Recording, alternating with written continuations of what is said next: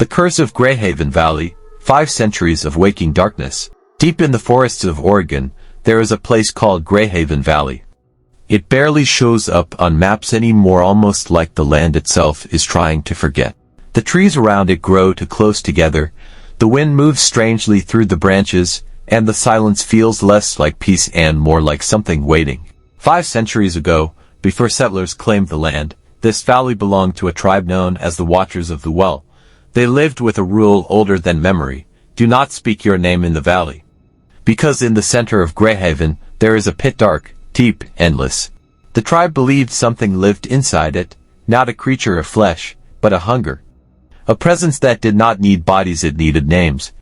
A name, they said, is identity, and identity can be stolen. For generations the tribe sealed the pit with wooden pillars, iron chains, and prayers meant to bind the darkness. They guarded it, night and day, to make sure nothing woke up. But when European settlers arrived, they laughed off the warnings, calling the tribe superstitious and delusional. They cut down the pillars, they broke the chains, and they reopened the pit. That night the sky turned black. The wind died, the earth trembled, and the tribe's last shaman, blood on his lips, whispered a final warning before he died: he who steals the light will live in shadow. He who speaks his name will never leave. From that night on, the valley was cursed. Centuries passed, roads disappeared, people went missing, and Greyhaven Valley faded into rumor. In the present day, a documentary filmmaker named Isha Mehra, studying in the US far from her home in India, came across the name Greyhaven in an old university archive. There was no history, just a torn page with a handwritten warning: do not go to Greyhaven Valley. Do not let it hear your name. Warnings are like open doors. They invite the curious. Isha packed her camera and drove north. The moment she stepped into the valley, something shifted. The wind stopped moving. The smell of wet earth pressed against her lungs. She raised her camera and spoke softly: this is Greyhaven Valley. Something isn't right. The air feels heavy. The microphone caught something she did not hear. A whisper: name. Trees around her were carved with strange symbols, circles, lines, and I etched at their center. The deeper she walked, the quieter the world became, like the valley was swallowing sound.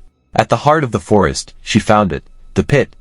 A hole in the earth, wide like a mouth waiting to swallow the sky. Chain beams lay broken around it. A wooden plaque rotted in the leaves. She brushed the dirt off and read: do not open, it hunts the living. The wine pushed a sound across the pit, not like voice but breath, a half-formed thought. Give. Something unfinished, something waiting. Nearby, an old wooden cabin leaned against the trees like it was trying to collapse just to disappear. Inside, she found a diary. The pages were brittle, the ink fading, but the words felt alive. We thought the land belonged to us. We dug, and it woke up. It feeds on names. A name is the doorway. When it knows your name, it wears your face. The last entry bled into the page, letters jagged: if anyone finds this, run. Before she could turn the page, the camera still recording captured a voice. Isha. She froze. She hadn't said her name. Not once, not out loud. So how did it know? Curiosity, fear, and something unexplainable pulled her back to the pit. She climbed down one step, then another, the light fading behind her. The walls were covered in handprints, some small, some enormous, some fresh. At the bottom, the darkness moved.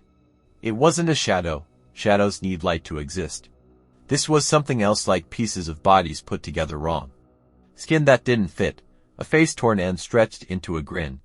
Black gaps where eyes should be, fingers like broken branches. It did not speak, still, she heard it. Inside her head: give me the name, so I may take the face. She stumbled backward, scrambling up the rocks as the darkness lurched forward. Faster than something without legs should move. She ran. Up the tunnel. Out of the pit. Through the trees. Behind her, like breath scraping bone, Isha. The valley shifted. Trails closed. The forest tightened around her. Every path she'd taken was gone, like the land was folding in on itself.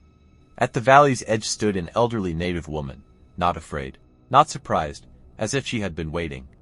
You shouldn't have come, she said. Now it follows you. What is it? Isha asked. How does it know my name? The woman's eyes filled with pity, not fear. It doesn't listen, she said. It feels. Your name lives in your heart. And the valley listens to hearts. There was no defeating it, no fighting. Only one rule, passed down like a final prayer. Do not speak your name. Isha lifted her camera. Her voice shook as she recorded a final message. If anyone finds this, please, don't say your name in the dark. Don't answer if something whispers it back. And whatever you do, don't come to Greyhaven Valley. A breath like frost slid across her neck. The darkness stood behind her. Close enough to touch. Give me the name. I will make the face. The camera fell. The screen went black. The next morning, rangers found only the camera. Not Isha. In the final frame, there is a face. It looks like her but not quite. The smile is wrong. The eyes are empty. The skin hangs too loose, like it was borrowed. And then, a voice, I am Isha Mera. If you can hear me, say your name. The footage ends. But the audio doesn't. A whisper lingers. I'm listening. Greyhaven Valley is not a place. It is a hunger. And hunger always finds its way out. So if, someday, you hear your name whispered from the dark, don't answer.